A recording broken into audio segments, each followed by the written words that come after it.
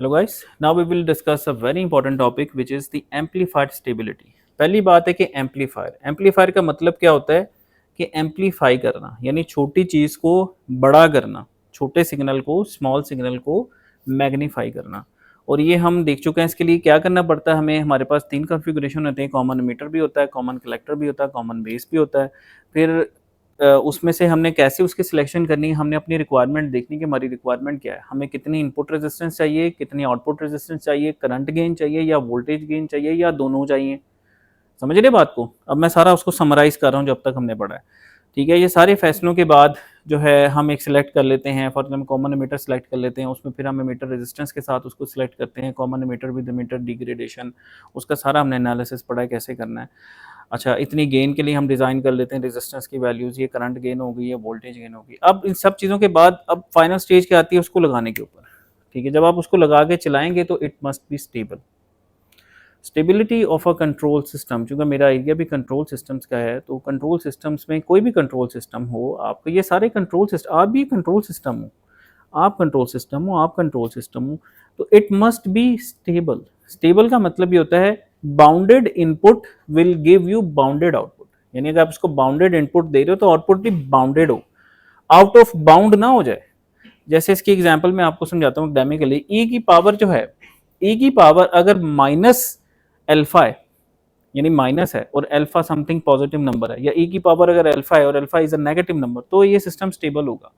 क्यों? ये exponential output आएगी। एक्स अगर आप एक्स ई की पावर माइनस अल्फा एक्स कर लो, alpha is some positive number, अब आप एक्स बढ़ाओगे तो ई की पावर माइनस की वजह से वो क्या होगा, कम होता जाएगा, डिके होता जाएगा। अगर तो वो जीरो को डिके हो रहा है तो उसको हम कहते हैं एसिम्प्टोटिक स्टेबल। क्या बोलते हैं? एसिम्प्टोटिक। अगर वो जीरो की बजाय किसी फाइनाइट वैल्यू में कन्वर्ज कर रहा है तो उसको हम कहते हैं स्टेबल। तो ये याद रखना है, bounded input should give bounded output. और इसमें हम क्या करते हैं कि हम फ्रीक्वेंसी डोमेन में एनालिसिस करते हैं, उसका ट्रांसफर फंक्शन निकालते हैं। क्या निकालते हैं? Transfer function, output over input in the frequency domain. अब ट्रांसफर फंक्शन का जो डिनोमिनेटर होता है, जो बटे में चीज आती है, उससे निकलते हैं पोल। कहीं पढ़ा है ये चीजें? डिनोमिनेटर को इक्वल टू जीरो कर दो, उससे जो रूट्स निकालोगे उसको कहते हैं पोल। पोल का मतलब ये होता है वो वैल्यूज जिसके ऊपर आपका जो ट्रांसफर फंक्शन है वो क्या आता है, इनफाइनाइट। यानी आपका जो ट्रांसफर फंक्शन है वो क्या हो जाएगा आपका, यानी उस इनफाइनाइट हो जाएगा, उसको बोलेंगे pole. Amplifier stability depends only on the properties of the system and not the driving function. के सिस्टम की क्या प्रॉपर्टीज हैं। अच्छा, अभी हम देखते हैं there for if a system is unstable any excitation. देखिए इस बात पे गौर, अगर एक सिस्टम इनहेरेंटली अनस्टेबल है, इनहेरेंटली यानी एक सिस्टम है ही अनस्टेबल, तो any excitation even thermal excitation will cause the system to operate in an unstable manner. Conversely if a system is stable, अगर एक सिस्टम स्टेबल है, any bounded excitation causes a bounded response. Vivo कहते हैं इसको, bounded input should give bounded output. Atomic bomb में क्या होता है, चेन रिएक्शन होता है ना, वो अनकंट्रोल हो जाता है। एक से दो, दो से चार, चार से, इस तरह से चेन रिएक्शन आपने पढ़ा हुआ है, ज्योमेट्रिक सीरीज कहते हैं इसको आई थिंक। तो कैसे आपका मल्टीप्लिकेशन एक लग जाती है, मतलब वो रुक नहीं रही होती, कंट्रोल से बाहर हो जाती है वो। तो ऐसी चीज जो फिर कंट्रोल से बाहर हो जाए तो वो फिर अनस्टेबल सिस्टम है। ठीक है, लॉट्स ऑफ एनर्जी इसको कहते हैं। अच्छा, if a system is stable any bounded excitation causes a bounded response, it is therefore of utmost importance to make sure that a circuit is stable for all operating frequencies. When designing amplifiers or amplification systems, don't want to let the smoke out.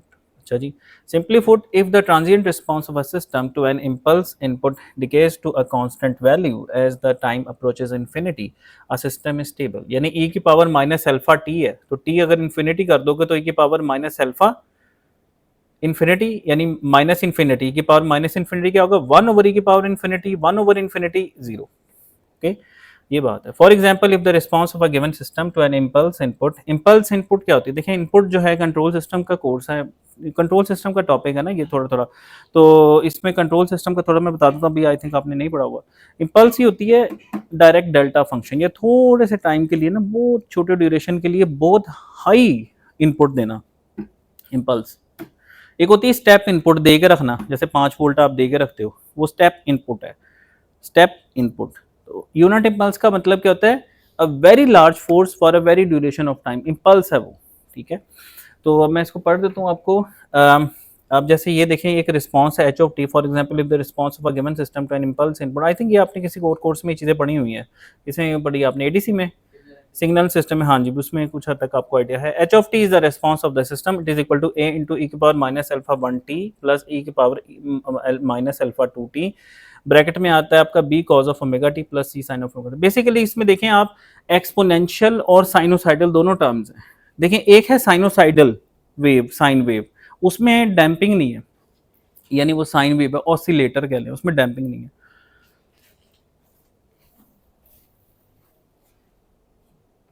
तो एक है sinusoidal response जिसके अंदर angular frequency होगी, दूसरा होगा exponential response जिससे क्या होगा, डिके होगा। साइन वेव आपकी क्या होगी, डिके होगी, उसको कहते हैं एनवलप। क्या बोलते हैं उसको, envelope.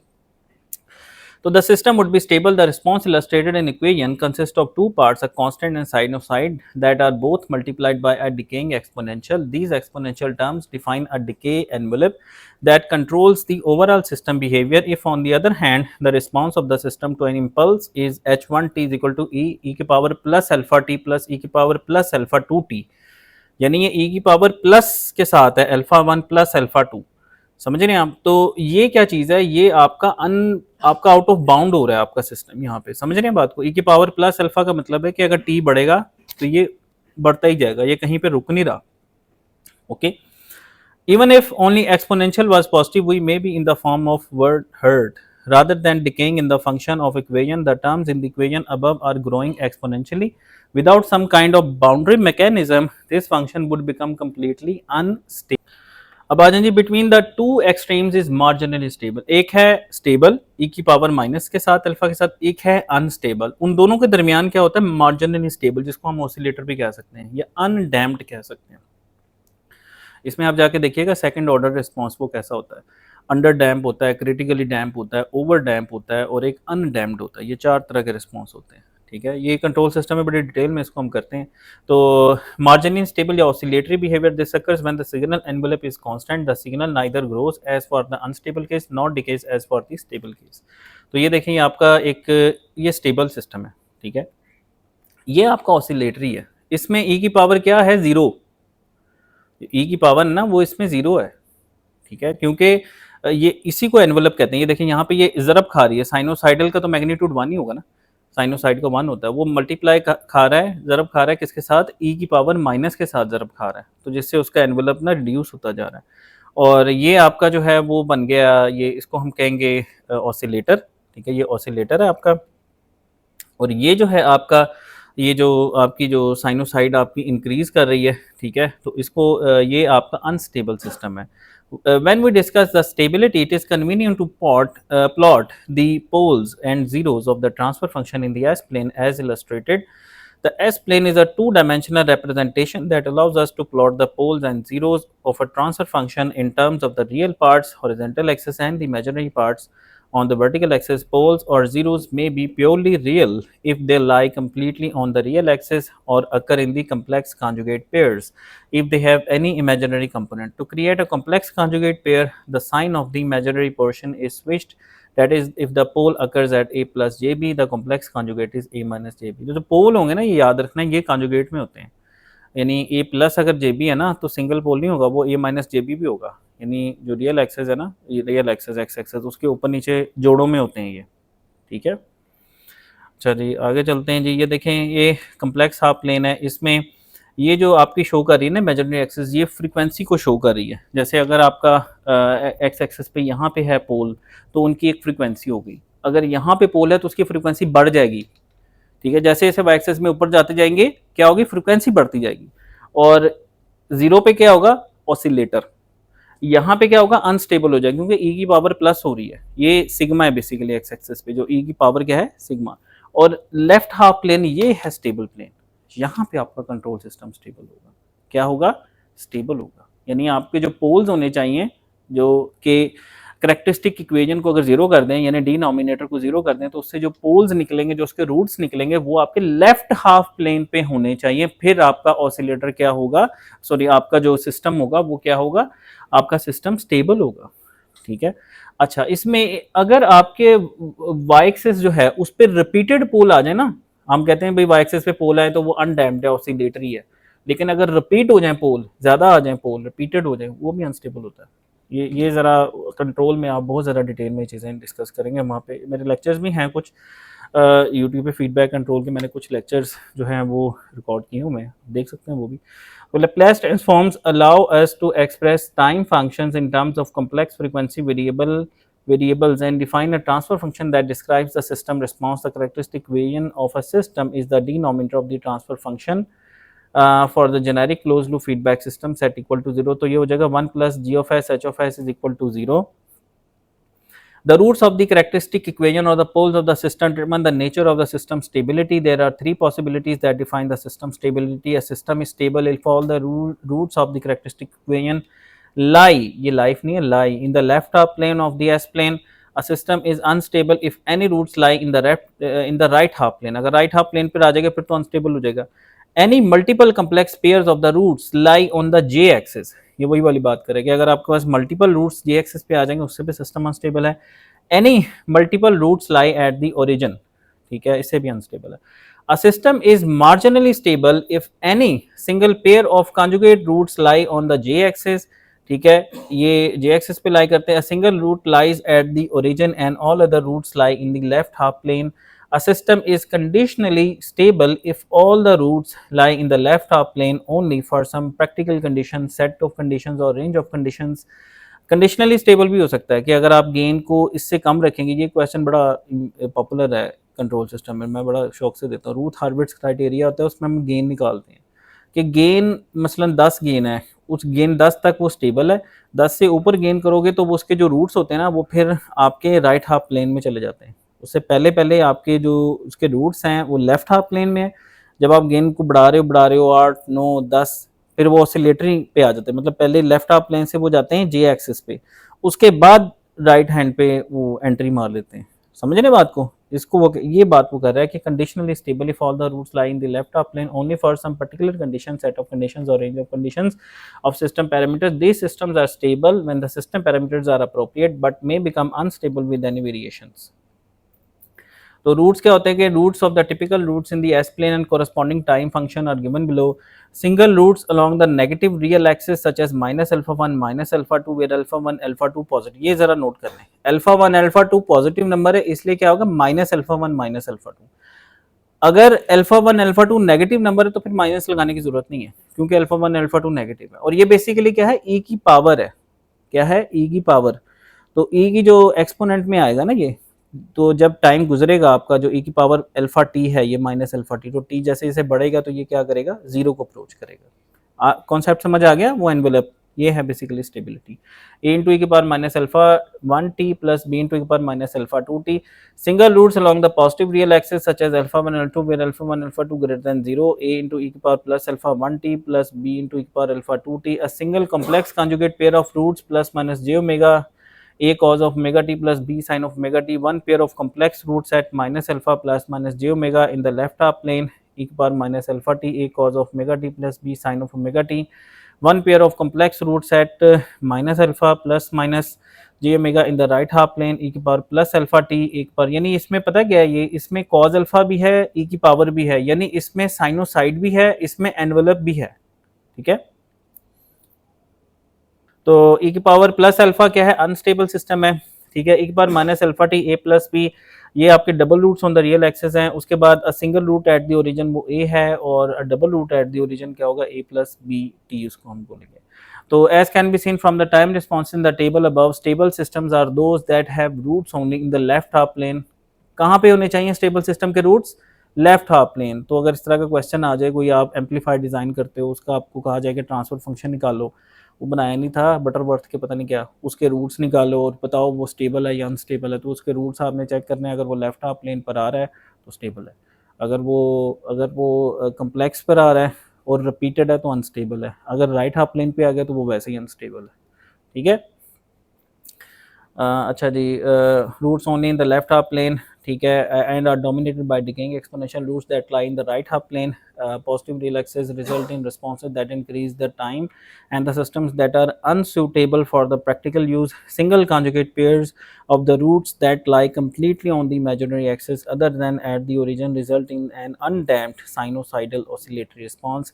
If all other roots lie in the left half plane except possibly a single root at the origin, this system is considered as an oscillator. This is the limiting case.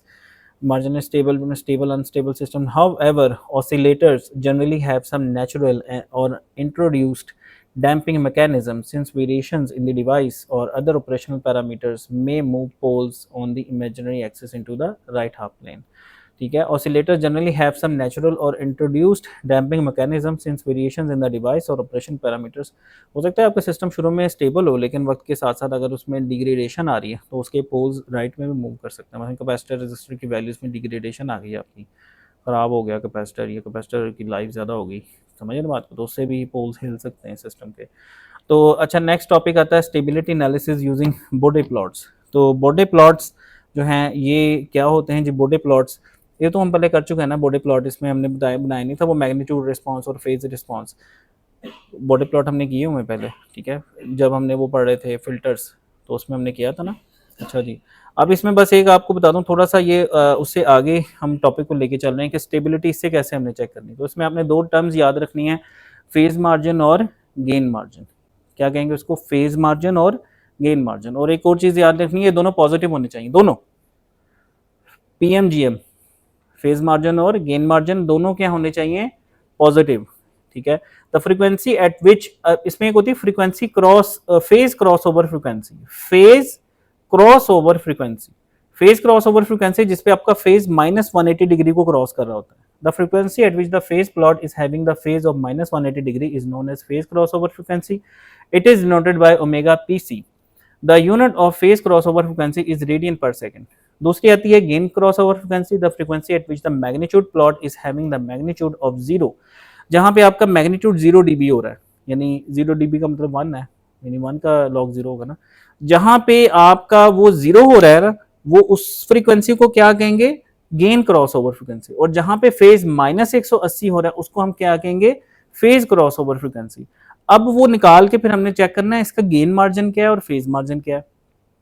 अच्छा, the unit of the gain cross over frequency is radian per second. Gain margin क्या होता है कि GM is usually is equal to the negative of the magnitude in dB at the phase cross over frequency. Gain margin क्या होगा कि it is equal to the negative of the magnitude in dB at the phase cross over frequency. जहां पे आपका phase cross over कर रहा है 180 से, उस फ्रीक्वेंसी पे ऊपर देखो मैग्नीट्यूड वाले के ऊपर कि उसकी क्या कंडीशन है, वहां से निकलेगा गेन मार्जिन. इसी तरीके से जहां पे गेन क्रॉस ओवर फ्रीक्वेंसी है जरूर, उस फ्रीक्वेंसी पे नीचे देखो आप कि आपका फेज एंगल क्या बन रहा है, उसको निकालो, डिफरेंस निकालो, वो भी हम करते हैं, उसको हम कहेंगे फेज मार्जिन. तो gain margin is 20 log 1 over MPC, 20 log of MPC. MPC is the magnitude at the phase cross over frequency. Phase margin क्या होगा? The formula for the phase margin is PM is 180 degree plus 5GC. 5GC is the phase angle at the gain crossover frequency. The unit of the phase margin is degrees. Stability of the control system based on the relation between the gain margin and phase margin. If both gain margin GM and the phase margin PM are positive, then the control system is stable. System आपका stable तब होगा जब दोनों positive हों, GM भी positive हो, PM भी positive हो. If both gain margin GM and the phase margin are equal to 0, the control system is marginally stable. If the GM gain margin और phase margin is negative, अगर इन दोनों में से कोई एक भी negative हो गया, ठीक है, then control system is unstable. ठीक है. अच्छा, अब आ जाए इधर, ये देखें ज़रा इसको, गेन मार्जिन फेज में. अब यहाँ पे देखें, ये इसमें मुझे पता है गेन क्रॉस ओवर फ्रीक्वेंसी कौन सी है, जहाँ पे आपकी गेन 0 हो रही है. ठीक है, ये आपकी क्या है? Gain cross over frequency. इसके ऊपर देखें, इसके ऊपर देखें, यहाँ पे आपका ये पॉइंट आ रहा है, इस पॉइंट से ये देखें, ये 180 डिग्री, ये -180 डिग्री, इसको बोलेंगे हम, इसको हम क्या बोलेंगे? इसको हम फेज मार्जिन बोलेंगे. क्या बोलेंगे इसको? Phase margin. क्या बोलेंगे इसको? Phase margin. वो क्या होगा? दिस माइनस इंटू -180, यानी माइनस इंटू -180 क्या हो जाएगा? 180 माइनस ये. सही है. तो ये जो मार्जिन कैसे निकालना है हमने? This minus this. ठीक है, तो इससे आपका ये आपका क्या निकल आएगा? Phase margin. ये क्या होना चाहिए? पॉजिटिव. उसको यूं भी याद रख सकते हैं, ये जो एरो है नीचे को होना चाहिए. अगर मसलन ये यहाँ होता तो एरो ऊपर आना था, तो वो अनस्टेबल था। ठीक है, अच्छा इधर आ जाओ। अब इसमें देखो कि फेज क्रॉस ओवर फ्रिक्वेंसी क्या है, यहाँ पे फेज क्रॉस ओवर हो रहा है ना माइनस, इस पे अब गेन चेक करो और उसको जीरो से कंपेयर करो, 0 dB से। तो इसमें अगर आप चेक करें कि ये अब आपका क्या आ रहा है, ये आपका गेन मार्जिन आ रहा है। अगेन ये एरो ऊपर को आ गया, ये अनस्टेबल सिस्टम है। एरोज क्या होने चाहिए, नीचे को, क्या होने चाहिए, नीचे को। तो अब ये देखें, ये एरो ऊपर को, यहाँ पे नेगेटिव गेन मार्जिन लिखा हुआ है, अनस्टेबल सिस्टम है। अच्छा इसमें दोबारा पीछे वाली पर आए, तो इसमें हमने देखा पॉजिटिव फेज मार्जिन, इसका गेन मार्जिन निकालें। गेन मार्जिन कैसे हम निकालेंगे, जहां पे ये -180 हो रहा है और इसके ऊपर देखें जीरो से, और इसका डिफरेंस निकालना, ये एरो नीचे की तरफ है। ठीक है, एरो क्या है, नीचे की तरफ है। This minus into minus this, जो कि प्लस में आ जाएगा आपको। तो मैंने आपको बताया गेन मार्जिन, फेज मार्जिन क्या होना चाहिए, पॉजिटिव होने चाहिए। तो this is a stable system, this is a stable system. आपको इस तरह का एग्जाम में हो सकता है बॉडी प्लॉट्स आ जाए और आपसे कहा जाए भाई स्टेबिलिटी निकालो। तो आपने क्या करना है, पहले सबसे पहले फ्रीक्वेंसीज निकालें, कौन सी, gain cross over, phase cross over. फिर उससे जो गेन क्रॉस ओवर है उससे फेज मार्जिन निकालें, और जो गेन क्रॉस ओवर है उससे फेज मार्जिन निकालें। और वो एरोज देखने किधर जा रहे हैं, एरोज नीचे की तरफ होने चाहिए। तो सिस्टम दोनों क्यों, तभी पॉजिटिव निकलेगा ना आपका। तो आपका सिस्टम क्या होगा, स्टेबल होगा। अगर आपका एक भी एरो ऊपर आ गया, जैसे इसमें आप देखें, इसमें -180 में अगर आप चेक करें तो ये एरो ऊपर को है, और ये देखिए 0 dB हो रहा है ना, इसमें आप चेक करें ये भी ऊपर को बन रहा है, यहाँ पे भी एरो आपका जो आपका फेज मार्जिन निकल रहा है ना, ये भी नेगेटिव है। तो इसलिए आपका सिस्टम क्या है, अनस्टेबल।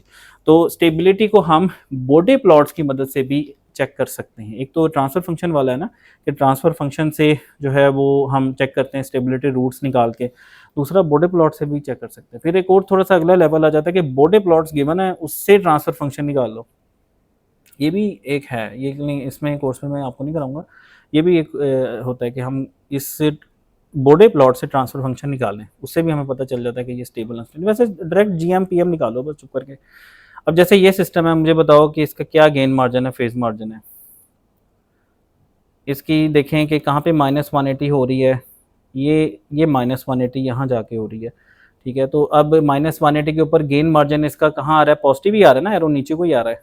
ये बड़ी दूर जाके इसकी जो है ना वो है, आप कह लें कि इसकी जो फेज क्रॉस ओवर फ्रिक्वेंसी है वो यहाँ पे अगर देखें ना तो ये बहुत ज़्यादा निकलती है, 10 की ताकत 2 से ऊपर ही है। तो ये पॉजिटिव इसका आ गया गेन मार्जिन। फेज मार्जिन निकालें, जहाँ पे ये देखें गेन 0 हो रही है, ये गेन 0 यहाँ पे देखें, ये अगेन ये भी पॉजिटिव है क्योंकि इसका भी एरो नीचे ही होगा। ठीक है, तो ये आपका एक स्टेबल सिस्टम है। सही है, इसकी कैलकुलेशन आप कैसे कर सकते हैं, अब वाई एक्सिस से वैल्यूज़ निकाल लें कैलकुलेट करके प्रिसाइसली। तो मैटलैब की कमांड है, आप वो भी यूज़ कर सकते हैं। मैटलैब की जो कमांड होती है ना, आप उसको यूज़ करके भी अपना गेन मार्जिन और फेज मार्जिन निकाल सकते हैं। सही है, अच्छा अब ये एग्जांपल देखें, इसमें भी आप देखें कि जनाब इसमें आपकी देखें कि gain cross over, phase cross over. अब ये -180 डिग्री है ना, इसके ऊपर आप निकालें इसका गेन मार्जिन। ये देखें, ये अनस्टेबल है, देखें ना ये 0 से ऊपर है। अब आप ये देखें ना, ये -180 डिग्री है ना, -180। इसमें अगर आप गौर करें तो 0 से ऊपर के एरो जा रहा है ना, ऊपर की तरफ है एरो, ऊपर को एरो है। ठीक है, तो ये आपका अनस्टेबल सिस्टम है। -7 dB आ रहा है और ये अनस्टेबल है, यहीं से साबित हो जाता है। लेकिन अगर आपने वो देखना है माइनस यहाँ पे, और दूसरा देखें आप इसका ये हम फेज मार्जिन देखें, गेन कहाँ पे हो रहा है, जीरो, गेन जीरो कहाँ पे हो रही है, ये देखें गेन इसकी जीरो यहाँ पे हो रही है, ये यहाँ पे जीरो हो रही है ये गेन। इसके अकॉर्डिंगली नीचे देखें इसका फेज मार्जिन, इसका भाई है ना, इसका फेज मार्जिन, ये एरो भी ऊपर है, ये वाला एरो भी इसका ऊपर है, क्योंकि देखें ना यहाँ पे गेन जीरो हो रही है ना। इसके नीचे आप देखें -180 ऊपर है और ये नीचे आ गई कर्व। तो इसका मतलब अब इसका एरो भी ऊपर को निकलेगा, यानी इसके दोनों एरो जो हैं वो ऊपर की तरफ हैं। पीएम भी नेगेटिव है इसका, इसका जीएम भी नेगेटिव है। तो ये जो सिस्टम है ना आपका अनस्टेबल सिस्टम है। तो ये था जी स्टेबिलिटी ऑफ द एम्पलीफायर। इसमें ट्रांसफर फंक्शन के जो रूट्स है जिनको पोल्स कहते हैं वो कहाँ होने चाहिए, लेफ्ट हाफ प्लेन में होने चाहिए भाई, बस। ठीक है, और दूसरा स्टेबिलिटी अगर बॉडी प्लॉट से निकालनी है तो पहले आपने क्या निकालनी है, दो फ्रीक्वेंसियाँ निकालनी है, उसके अगेंस्ट आपने जीएम पीएम निकालना है। तो जीएम पीएम क्या होने चाहिए, दोनों पॉजिटिव होने चाहिए, फिर आपका सिस्टम स्टेबल होगा। तो ये था जनाब आपका जो है वो एक स्टेबिलिटी का एक छोटा सा ओवरव्यू। कोई भी सिस्टम आप बनाते हैं, कोई एम्पलीफायर बनाते हैं, तो इस तरह से आप उसकी स्टेबिलिटी को चेक कर सकते हैं। Thank you very much for listening.